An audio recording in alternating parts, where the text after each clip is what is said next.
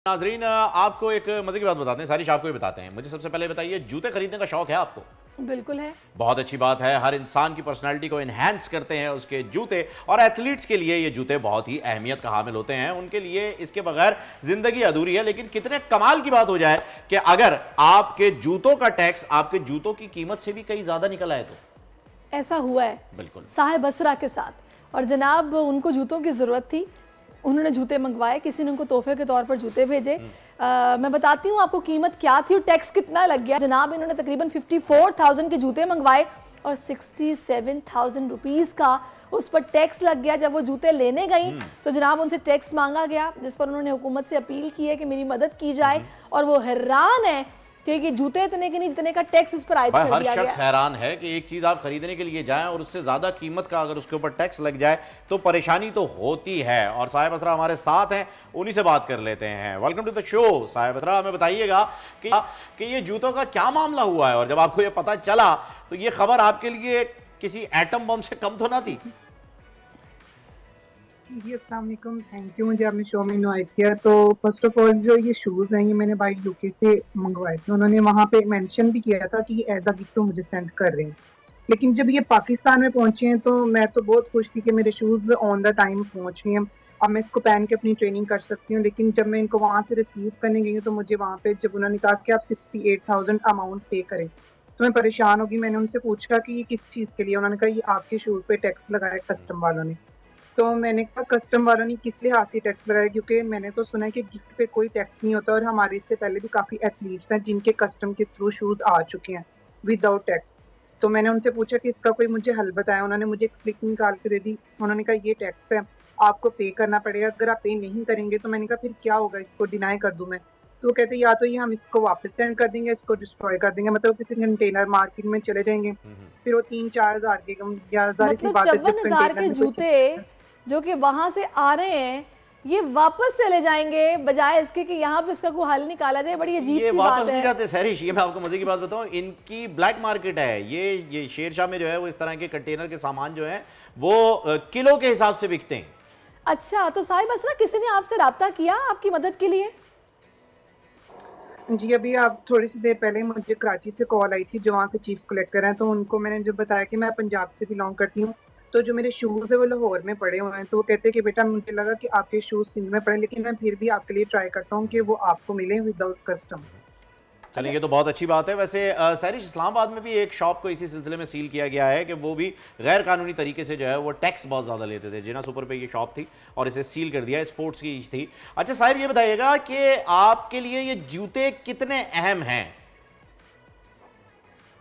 जाहिर सी बात है, प्लेयर मेरे लिए मेरा सारा वर्क ही उनमें होता है। अगर मेरे पास वो स्पाइक्स ही नहीं होंगे तो मैं रनिंग कर, मतलब आप अपना ट्रैक वर्क कर ही नहीं सकते। एथलीट्स की सबसे जो मेन चीज होती है उसके शूज हैं, एथलेटिक्स के रनिंग शूज, उसके नीचे नेल्स लगे होते हैं। बेसिकली बने ही स्प्रिंटर्स के लिए होते हैं, जो एथलीट्स रन करते हैं ट्रैक पे उनके लिए बने होते हैं। तो अभी मैंने इंटरनेशनली आगे मतलब कम्पीट करना था। मुझे तो ये था कि मैं अपनी ट्रेनिंग जो है, मेरी ट्रेनिंग ज़ाया ना हो।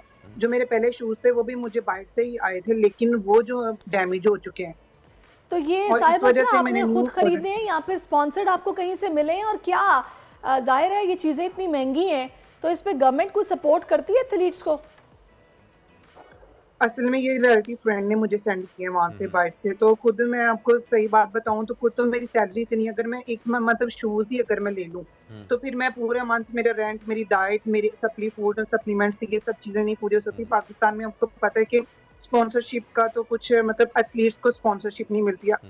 कम से कम पाकिस्तान में उन प्लेयर्स को स्पॉन्सर मिलना चाहिए जो बाइट से मेडल लाते हैं, जो फर्स्ट सेकंड थर्ड बाइट से मेडल लाते हैं, उनको स्पॉन्सर मिलना चाहिए ताकि वो नेक्स्ट अपकमिंग गेम्स में उससे भी अच्छी परफॉर्मेंस करके अगर वो सिल्वर लाइन तो गोल्ड के लिए फाइट करें। लेकिन जब आपको सपोर्ट नहीं मिलती तो फिर आप नीचे जाना शुरू हो जाते हैं, क्योंकि ये सारी चीजें बहुत एक्सपेंसिव हैं। अब जैसे बहुत ही जरूरी आपने अहम मुद्दा जो है वो यहाँ पे उठा दिया है साहिब असरा। बहुत ही जरूरी आपने बात की है कि हमारे जो मेडलिस्ट हैं एटलीस्ट उन्हें सपोर्ट होनी चाहिए, लेकिन सहरिश ऐसा होता नहीं है। बहुत शुक्रिया आपका साहिब असरा, आप हमारे साथ नहीं है और अल्लाह करे कि कराची से तो आपको कॉल आई है, लाहौर से भी आ जाए और ये जूते जल्द आप तक पहुंच जाएं ताकि आपकी ट्रेनिंग में कोई गैप ना आए। पाकिस्तान की आईटी इंडस्ट्री जो है वो पाकिस्तान की एक्सपोर्ट में एडिशनल इजाफा कर सकती है अगले 3 सालों के अंदर। क्योंकि आईटी और बाकी जो 3 सेक्टर्स हैं, उन 3 सेक्टरों में आईटी में फ़र्क है। वो ये है कि ये टर्म में आपको गेन दे सकती है जो पाकिस्तान की नीड है इस वक्त। आईटी को तो पहले भी, इससे पहले वाली हुकूमतें और इससे पहले भी लोग डिफ़ाइन करते आए कि जी यार आईटी से बहुत चेंज आ जाएगा। क्या वो इम्पैक्ट हुआ आईटी इंडस्ट्री के ऊपर जो हम समझते थे और चाहते थे? पाकिस्तान की आईटी एक्सपोर्ट्स इतनी हो जाएंगी कि पाकिस्तान के सारे मसले मसाइल ख़त्म हो जाएंगे, वो तो नहीं हुआ। आपके जो पॉलिसीज़ हैं वो कॉन्फ्लिक्ट हो रहा है। क्या हमने ऐसी पॉलिसीज़ रखी हुई है कि गूगल मजबूर हो यहाँ पे ऑफिस खोलने में? पॉलिसीज़ के तहत करना होगा। वो 2 से 3 महीने 4 महीने में खुद ब खुद ऑफिस स्टार्ट करेंगे।